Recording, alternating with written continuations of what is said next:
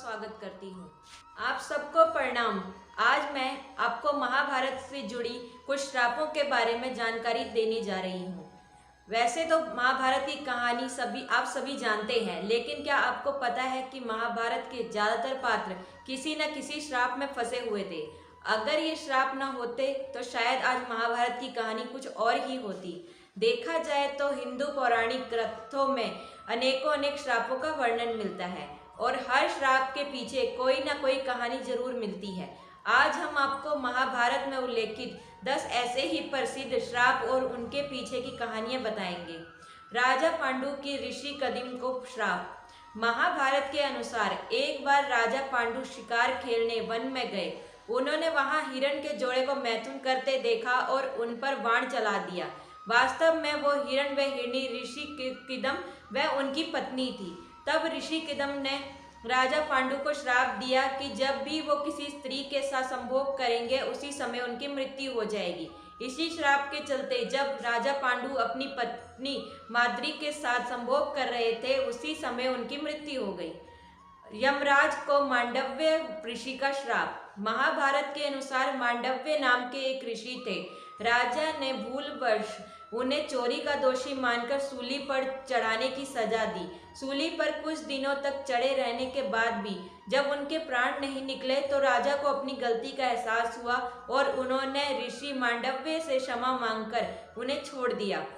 तब ऋषि यमराज के पास पहुंचे और उनसे पूछा कि मैंने अपने जीवन में ऐसा कौन सा अपराध किया था कि मुझे इस प्रकार झूठे आरोप की सजा मिली। तब यमराज ने बताया कि जब आप 12 वर्ष के थे तब आपने एक फतिंगे की पूंछ में सींग चुभोई थी। उसी के फलस्वरूप आपको ये कष्ट सहना पड़ा। तब ऋषि मांडव्य ने यमराज से कहा कि 12 वर्ष की उम्र में किसी को भी धर्म अधर्म का ज्ञान नहीं होता। तुमने छोटे अपराध का बड़ा दंड दिया है, इसलिए मैं तुम्हें श्राप देता हूँ कि तुम्हें शूद्र योनि में एक दासी पुत्र के रूप में जन्म लेना पड़ेगा। ऋषि मांडव्य के इसी श्राप के कारण यमराज ने महात्मा विदुर के रूप में जन्म लिया। कद्रु का अपने पुत्रों को श्राप। महाभारत के अनुसार ऋषि कश्यप की कद्रु व विंता नाम की 2 पत्नियां थी। कद्रु सर्पों की माता थी व विंता गरुड़ की। एक बार कद्रु व विंता ने एक सफेद रंग का घोड़ा देखा और शर्त लगाई।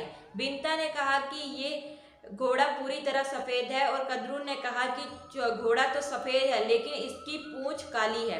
कद्रु ने अपनी बात को सही साबित करने के लिए अपने सर्प पुत्रों से कहा कि तुम सभी सूक्ष्म रूप में जाकर घोड़े की पूंछ से चिपक जाओ जिससे उसकी पूंछ काली दिखाई दे और मैं शर्त जीत जाऊं।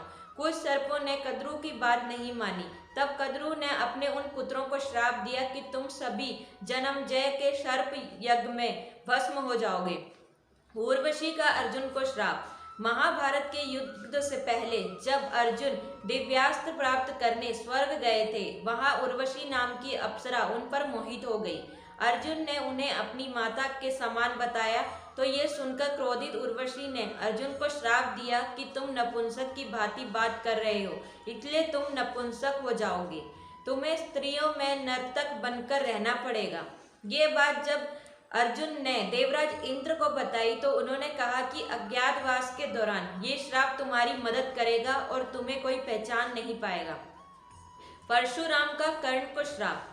महाभारत के अनुसार सूर्यपुत्र कर्ण परशुराम के ही शिष्य थे। कर्ण ने परशुराम को अपना परिचय एक सूत पुत्र के रूप में दिया था।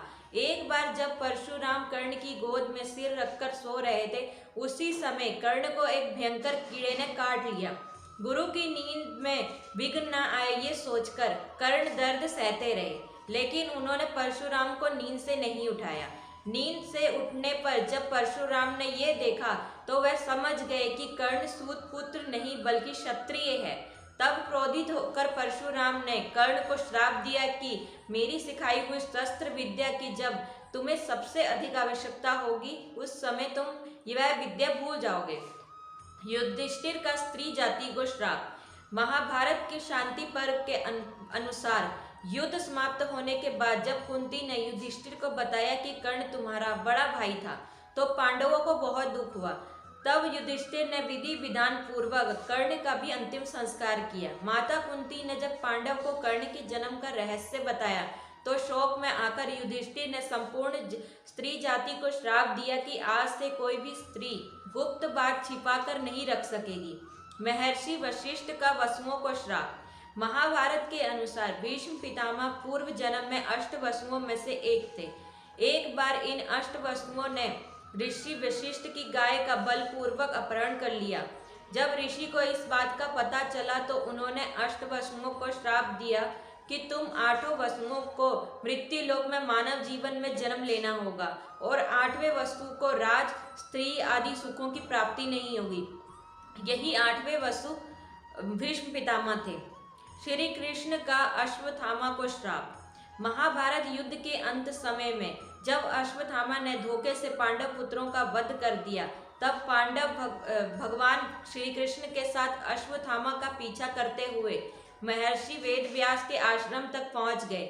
जब अश्वत्थामा ने पांडवों पर ब्रह्मास्त्र का वार किया तो वह देख अर्जुन ने भी अपना ब्रह्मास्त्र छोड़ा।